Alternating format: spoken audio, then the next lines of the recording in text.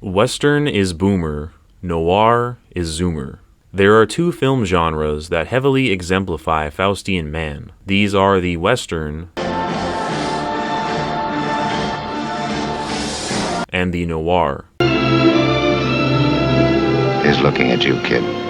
Both of these genres portray an isolated man who takes on the world, a person who must overcome overwhelming odds, and often he works alone. One major difference between these two genres, however, is that the Western tends towards black and white morality, while the noir deals in gray morality. Often, Westerns have a somewhat campy quality to them. There is an earnest, heroic theme in Westerns. It's good versus evil, the hero triumphing over the villain, a clear distinction between the good, the bad, and the ugly. And sure, there are more postmodern Westerns that deconstruct these ideas of the noble heroism of the naive do-gooder. No Country for Old Men and the video game Red Dead Redemption, for a couple examples, showcase that sometimes the good guys lose.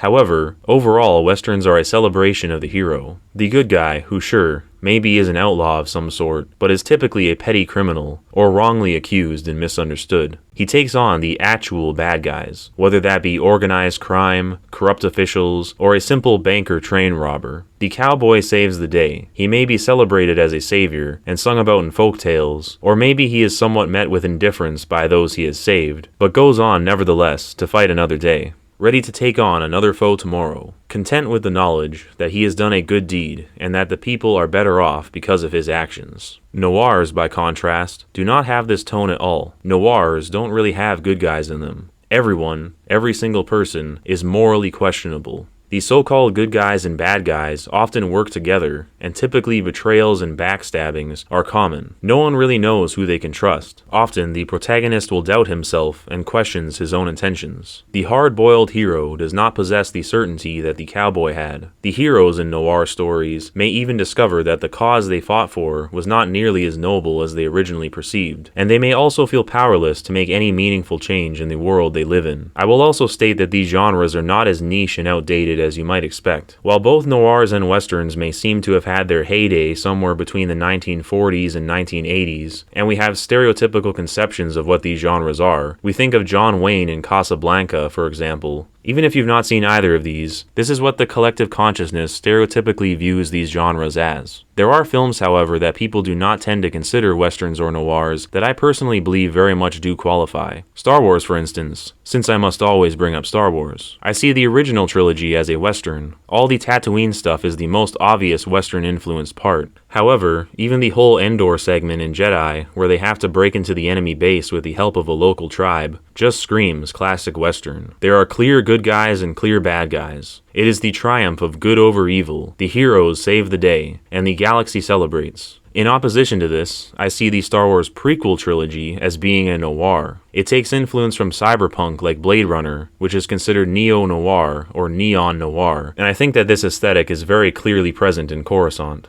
There is heavy use of shadows in chiaroscuro. The lines between good and evil are heavily blurred. The enemy faction that is portrayed in this trilogy is defeated, yet evil reigns triumphant at the end of the story anyways. Our hero is plagued with doubt and questions what he had been taught to believe in for his entire life. And overall, there's just a lot of political scheming and people plotting and general unease about who you can even trust. I'd like to make the argument that the Western embodies the mindset of the boomer, and likewise, the noir embodies the mindset of the zoomer. Marshall McLuhan uses the rearview mirror as a useful analogy. We look backwards into the future, he says. My view on this is that people tend to use the previous century as a template for their worldview and how they view themselves. For my longtime viewers, I apologize for once again bringing up the fish metaphor, but a fish does not understand what water is, much like how we don't understand the world that we live in. Water is so all-encompassing to the fish that it takes it for granted. The only way a fish could truly understand the significance of the water is to be removed from it entirely. Only then would the fish appreciate what it had taken for granted and long to return to the water. So much like a fish flopping around on dry land in utter terror and confusion, we too, living in times that we cannot comprehend, long to return to a past era.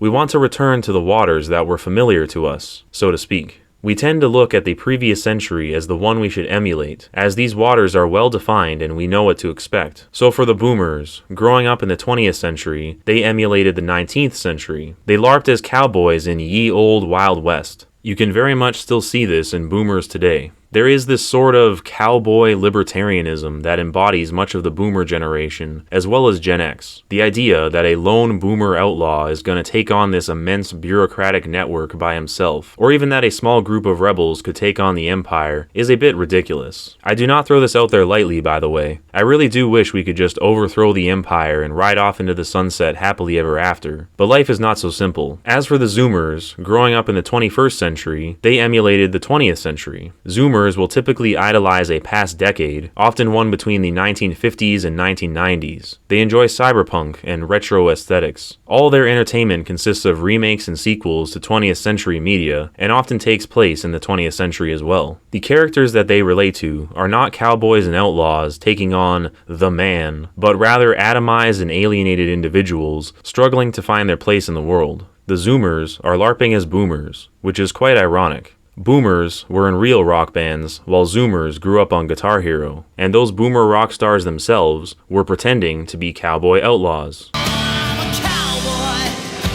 I think that Zoomers rub boomers the wrong way, because they are reflective of what the boomers really are. Once you strip away the thin veneer of this Wild West folk hero, this cloak of mystique they try to pass off as themselves, all you are left with is a consumer. Zoomers are cringe, and this is because boomers are cringe. But why would Zoomers relate to Noirs? It may be a little more difficult to see than with the obvious boomer Western comparison, and this may be because we are more familiar with boomers and they've been around much longer, but you'll start to see it in subtle ways with Zoomers. From cringy fedora-wearing teenagers to those dystopian Wojak short films you see on YouTube. I'm sure as time passes, it'll become more and more clear just how influenced by the noir genre the Zoomer generation is. The popularity of Breaking Bad and Better Call Saul and their associated memes are another great example. Those shows are 100% noirs, by the way. In Better Call Saul, they even went as far as filming a decent chunk of the show in black and white. I'll also address the elephant in the room. Millennials. Millennials are sort of wild cards. Since they were born right on the cusp of a new century, some of them have a more similar view to the boomer and Gen X side of things, while others may relate more to Zoomers. But what does this all mean for us? Surely some of you may have already thought of the problem with the Zoomer outlook. This outlook, much like the boomer one, is already outdated. We are continuously living in the past. If the boomers were unable to fix their problems by LARPing as cowboys, John McClane, and Rambo, surely Zoomers won't be able to fix their problems by LARPing as a private detective, or Saul Goodman, or Patrick Bateman. This cynical noir outlook may be no less juvenile than the naive optimism of the boomer cowboys, but it may very well be what we are stuck with, at least for the time being. The boomers were living in a postmodern world, but LARPing as modernists. The Zoomers are living in a meta-modern world, yet LARPing as postmodernists. We still don't really have a clue as to what meta-modernism will entail, so we comfort ourselves by returning to postmodernity. Postmodernity being the waters which we are accustomed to, familiar, and comfortable with. It may be strange to view postmodernity as comfortable in any way, as it is a shaky foundation to say the very least, and it's why many long to go back even further in time to modernity or even pre-modernity. But the comfort of the postmodern world is relaxing into nihilism. The idea that nothing matters and everything is meaningless can be liberating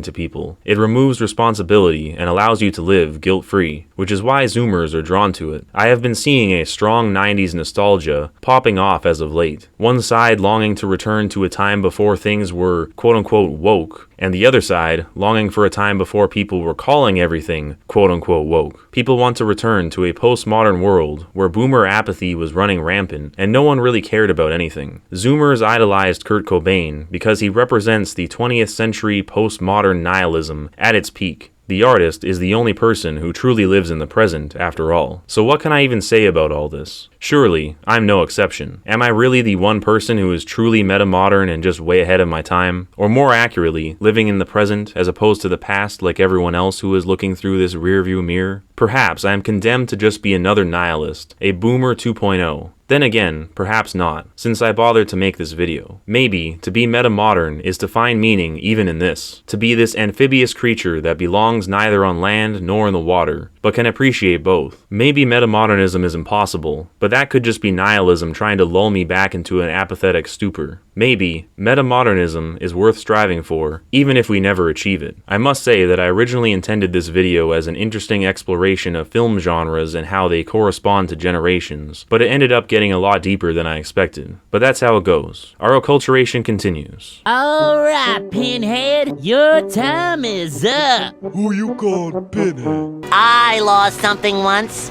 I lost something I couldn't live without. My identity.